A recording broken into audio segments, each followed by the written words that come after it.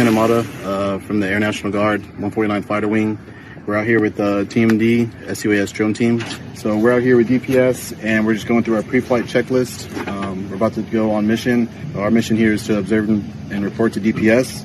These drones are increasing our capabilities of finding people way faster, way more efficient. Once this camera goes off from a sensor from people crossing, it'll be uploaded on the ATAC.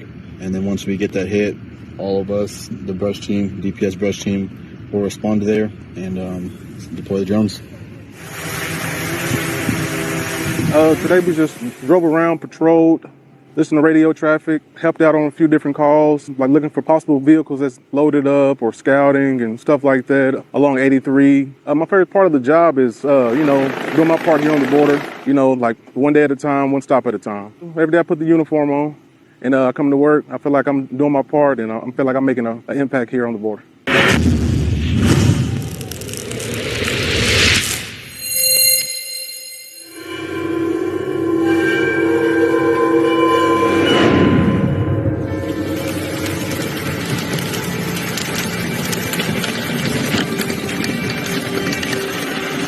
Pretty much we get tasked out through DPS to lay down concertina wire. So what goes into that is DPS will get contracts signed through private landowners, and then we'll take our heavy equipment and clear land and then implement the concertina wire to kind of filter the immigrants that cross over to the roads or private accesses to where Border Patrol can more easily pursue them and pick them up.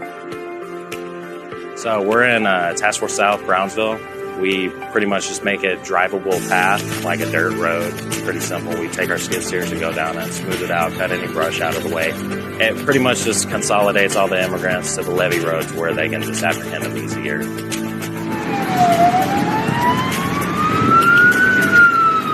Around 1,400, we got a report about anywhere from 600 to 700 migrants were coming over to Gate 36. So when my platoon came down here on their shift starting at 1600, we started to help out BP corral all the migrants into one general area. And then we started sorting out who is surrendering and who is not. And then that's when we bring them all over here so BP can start processing them in a safe manner. I'm working with DPS, BP, and local law enforcement to help facilitate this action. Right now it is still ongoing. It still looks like there's about 400 to 500 of them out here. About 300 have finally left. Buses facilitated by BP. We were able to deter about half of this group that you're seeing out here. Decided to go once they saw a very heavy military and police presence in the area. The engineers are the best of the best. I mean, we constantly do the work and we're eager for more. We don't have a whole lot of limitations. We get tasked out to do something, whether it's BP or DPS, and we'll go full throttle. I have the best guys in business, stellar operators. I have a team of 12 members, including myself, which is pretty much the equivalent of the civil engineers, heavy equipment operators on the civilian side. And they do everything and anything that we ask of them, and they're eager to do the work and just further their careers.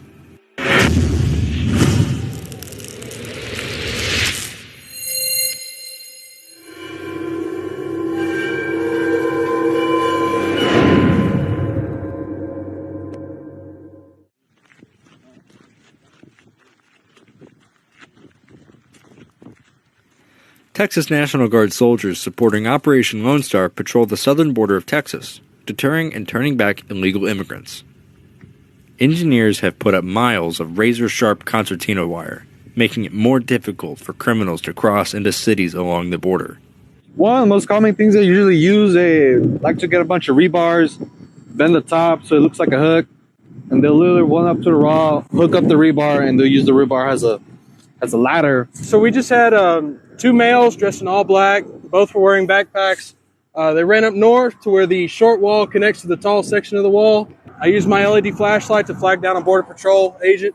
He zoomed to us, he cut him off, and then they ran back south. Guardsmen are responsible for turning back a total of over 30,000 illegal immigrants from entering the U.S. unlawfully, including members of gangs, cartels, drug traffickers, and human smugglers. Just us being here alone is security in itself, because they see us and they're like, we're not going to go through there, but we're going to find a way.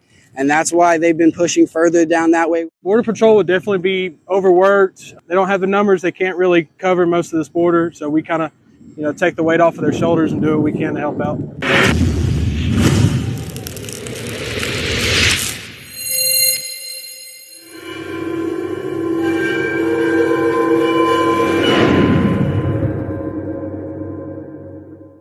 Governor Greg Abbott declares an invasion on the southern border.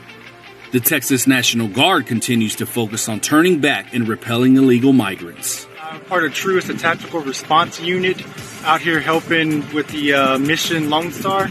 Tonight, me and my team tracked a group of illegal aliens to some thick brush in the mission area. So we decided to drive around to the other side strategically to cut them off. I heard a noise and spotted 3 illegal aliens. We captured them and brought them to Border Patrol. The Tactical Response Unit is a specialized team trained to interdict and deter illegal activity, acting as the first line of defense on the southern border. I think today's mission was a success. I think we accomplished in not allowing criminals or drugs to come through to the streets of Texas.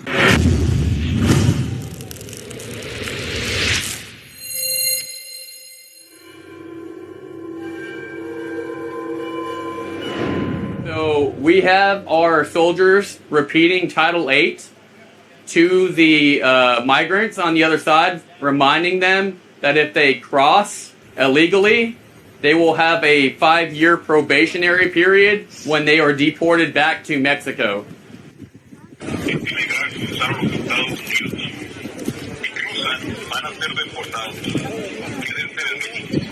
What we've done is, by giving that deterrence messaging here in Brownsville, we've seen a drastic reduction in the numbers here, and they have been given a clear message on what we're going to do and what they should be doing going into the port of entry. I've been on Operation Lone Star for 1 year and 9 months. I like OLS a lot. I think the mission is critical. It's a humanitarian crisis, what's happening here. The trans-criminal organizations, I think, are really exploiting the situation by passing the migrants where they're at and then also running nefarious activities in other locations at the same time. It really takes our attention to this area to deter the migrant traffic so the Border Patrol can focus on the more nefarious activities, and the DPS can also help out with that type of activity that's happening on the sidelines. I joined the drone team because I felt like the capabilities a drone brings would be more efficient to the OLS mission itself. It makes us extremely proficient. The capabilities that drone teams bring to the mission is that we can get eyes on from about 1.5 miles out from us. Yeah, so that's him right there. And these are our guys. Oh, he's going to push right out to the road. So we can coordinate our ground teams and walk them in to have less of a resistance of IAs being captured. It's more safe for the members themselves from running in the dark, running in bushes, twisting an ankle, and we just walk up on the IAs and there's not really resistance. They're already caught.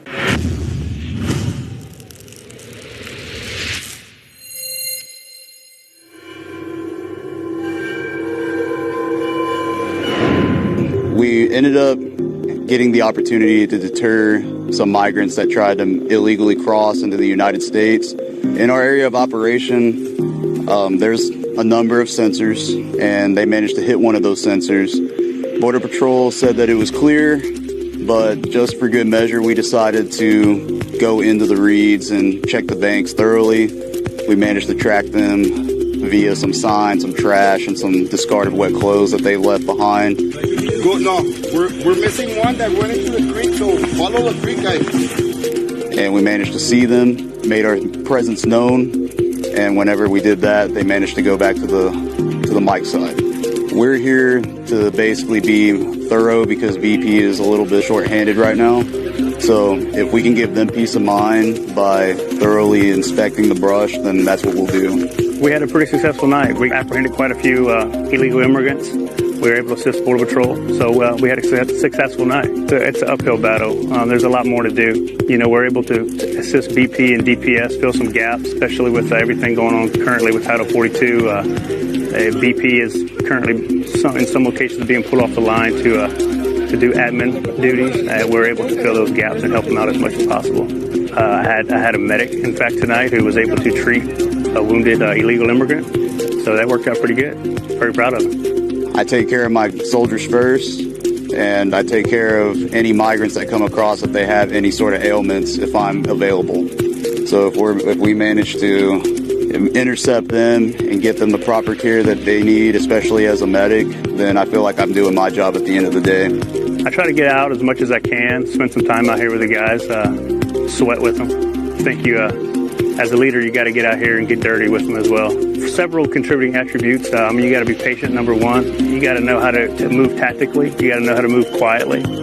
Work under nods, which a lot of guys don't have a lot of experience with. On the M-Day side, if you come on this mission, you're going to get a lot of experience working under nods, working at night, working in small teams. They're learning a lot of things they probably wouldn't experience on an M-Day status. So Alpha Company has made a huge impact on this mission. Most of these guys have been down here for over 365 days, and they're doing it because they love it. They're doing it because they feel like they make a difference.